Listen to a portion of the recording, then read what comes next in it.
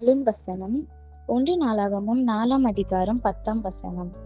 யாபேஸ் இஸ்ரவேலின் தேவனை நோக்கி, தேவரீர் என்னை ஆசீர்வதித்து என் எல்லையை பெரிதாக்கி உமது கரம் என்னோடிருந்து தீங்கி என்னை துக்கப்படுத்தாதபடிக்கு அதற்கு என்னை விலக்கி காத்தருளும் என்று வேண்டிக் கொண்டான். அவன் வேண்டிக் கொண்டதை தேவன் அருளினான். வேதாகமத்துல பார்க்கிறப்போ யாபேசுடைய ஜெபம் மிகவும் பிரபலமான ஜெபமாயிருந்தது.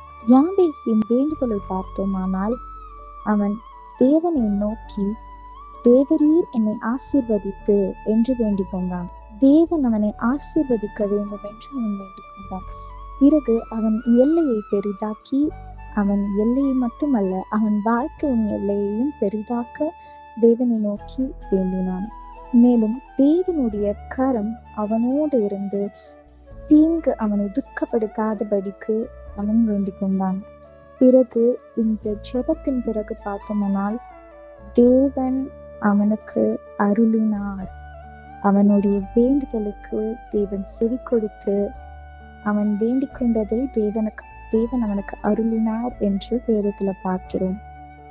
யாபேசு போல நம்ம எல்லாரும் வேண்டுறோமா? யோசிச்சு பாருங்க.